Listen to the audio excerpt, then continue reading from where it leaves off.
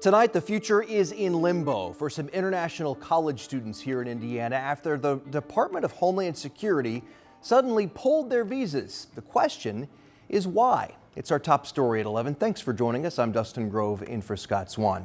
Those students are now fighting back with help from the ACLU of Indiana. And our Alex Almanza is here now with the claims, the reaction, and the lawsuit. Alex? Dustin, at the heart of this is that all of it happened so abruptly. Now, the lawsuit alleges that the students never got a chance to contest the decision and now fear deportation. 7 students are named in the lawsuit. They go to Purdue, Notre Dame, and IU Indianapolis. Some are just weeks away from graduation, and according to the lawsuit, they were blindsided when Homeland Security suddenly revoked their legal status. Rachel Van Tile is the director of legal services for Exodus Refugee Immigration, an organization in Indianapolis. She's not involved in the suit, but has been following cases like it. It's disheartening to see that a lot of decisions are being made without affording people due process. If somebody's visa is being canceled, they should at least be given the opportunity to respond, and they're not doing that. The ACLU acknowledges some of the students have criminal histories, but according to their lawsuit, even those convictions do not meet the legal bar to revoke a visa. According to the ACLU, that requires someone to be convicted of a crime of violence with a potential sentence of more than a year. You and I can just probably agree that murderers and rapists need to be returned to their country. They don't need to stay here, but that's not who they're going after. And for students with no criminal record at all, the lawsuit claims DHS is violating their constitutional rights, saying, quote, "There is no rhyme or reason for DHS's action. To terminate an international student status, the U.S. government must adhere to regulatory standards and provide basic due process, which it has failed to do." Meanwhile, university representatives are telling students to look at their options. Purdue and Notre Dame tell 13 News they've contacted students affected by visa changes and are urging them to seek help from their embassies and legal resources. Homeland Security did not respond to a message seeking comment, but in light of the growing number of students affected, many fear this could signal a wider crackdown on international student visas. In the newsroom, Alex Almanza, 13 News. Alex, thank you. Now to the State House, where Governor Braun signed a bill today he says will provide historic property tax relief for Hoosiers. We've talked a lot about Senate Bill 1. It is hundreds of pages long. And after hours of discussion, it finally passed early this morning. So here's what this means. The bill cuts property taxes for most homeowners, limits the growth of future bills, and makes public school districts share referendum money with some charter schools. Governor Braun did not want to take any questions today about Senate Bill 1. Instead, he focused on his new program aimed at improving public health. He signed a total of 9 executive orders on that topic. One of them overhauls work requirements and also reinstates income and asset verification to get SNAP benefits, commonly known as food stamps. Another order removes candy and soft drinks from the list of items people can buy with those benefits. The National Confectioners Association pushed back, calling the policy misguided. According to that group, candy only makes up about 2% of SNAP purchases. Support, though, for the governor's plan coming from Health and Human Services Secretary Robert F. Kennedy Jr. and Dr. Oz. Both of them made the trip here for the announcement. This one really broke the bank on 9 executive orders, all designed to improve our farms, our fitness, our food, our education, our health.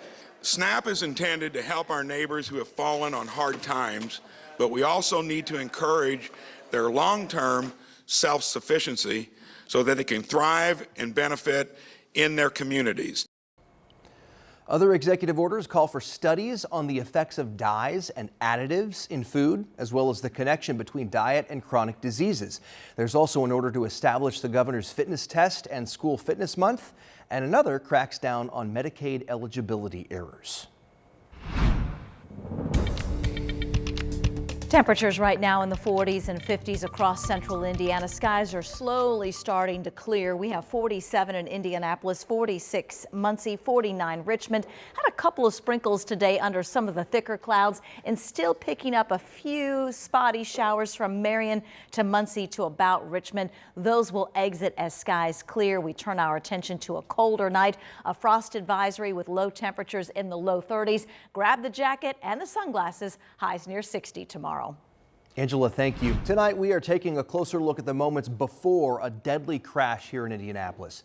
Investigators now confirm that crash began as a police chase in Henry County. This is a story we first brought you last night at 11 as breaking news. The Henry County Sheriff tells us he is the one who initiated the pursuit after seeing somebody driving an SUV erratically in Newcastle. The sheriff says he stopped the chase 10 minutes before the crash.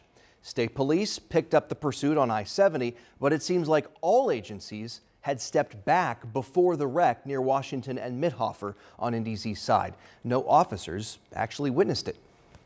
We found several guns, ammunition, magazines that were thrown from the vehicle while it rolled. It rolled several times for about 200 yards or more. 4 people were in the SUV. 33-year-old DeJuan Hampton was thrown from the vehicle and died. Another person at last check was in critical condition. 2 others had minor injuries. Investigators are now working to sort out who was driving. A new execution date is now set for the man who killed a Beech Grove police officer more than 2 decades ago. Benjamin Ritchie is scheduled to be put to death in about a month from now on May 20th. Ritchie has exhausted all of his state and federal appeals. A jury convicted Ritchie of killing Officer Bill Toney back in September of 2000. An Anderson man will spend 75 years behind bars for shooting a Pendleton police officer last year. 39-year-old Ross Morlock shot and injured Officer Jerry Branson after being stopped by police. According to court documents, Morlock had a warrant out for his arrest at the time of the stop. A jury found Morlock guilty last month of attempted murder. Tonight, the family of a recent Hamilton Southeastern graduate is raising questions about the investigation into the car crash that killed him. Mason Alexander was riding in a car that wrecked into a tree and burst into flames. Logan Gay spoke with Mason's family members who say they are far from finding closure. Logan?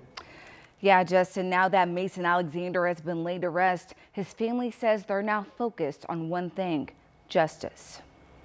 It's now been more than a month since 18-year-old Mason Alexander was killed in a fiery car crash. He was riding in the passenger seat when investigators say the driver of the car tried to pass another vehicle, overcorrected, and ended up driving into a tree. It was so preventable. It did not have to happen. Mason was a former Hamilton Southeastern football star who had recently joined the University of Pittsburgh football team. His funeral was packed with people, including his former and future teammates. Some people may have thought that this was the end of a tragic story, but Mason's family says it doesn't stop here. You think like this is a dream or a nightmare you're going to wake up from and it's going to be over, right? And then everybody's trying to still try to process like where are we at in this investigation. An investigation the family says they feel is leaving them in the dark. Something should have changed by now. Like, where are we at? And we keep getting the runaround about, oh, well, we're waiting on this to come back. We're waiting on that to come back. We're waiting for results to come back. And it can, you know, every case is different. It can take months. But at the end of the day, it's like you have everything that you need. 13 News reached out to the Hamilton County Prosecutor's Office about any updates on the investigation. The Chief Deputy Prosecuting Attorney explained that this all takes time. He tells us when there is a fatality that might result in criminal charges, prosecutors are in communication with law enforcement from the beginning, and that process can take months. The Chief Deputy Prosecutor says there are records they need to subpoena, plus lab examinations that need to be performed. Then all of that must be reviewed. This is personal to Tamla Ingram. Her son and Mason played on the same football team. She says blood couldn't have made them closer. This was his brother. This was his best friend. They had plans together. She says her son was even driving behind the car when it crashed. My son, Chandler, said, "Mom, I tried to save him. I pulled on his arms. I couldn't get him out the car." Mason's loved ones believe speed and reckless driving were major factors in this crash. He was going so fast. He was, further ahead than them, but they were still all trailing behind each other. So they couldn't even keep up with him. Now Mason's family says they're going to keep pushing for answers and accountability. Mason was a priority. Mason cannot speak for himself anymore. So we're speaking for him. And he's going to get justice. 13 News also reached out to the Hamilton County Sheriff's Office for any updates, and we're told there are none at this time. Next, Mason's family is planning a peaceful rally on April 21st at 3:30 p.m. in front of the Sheriff's Office in Noblesville.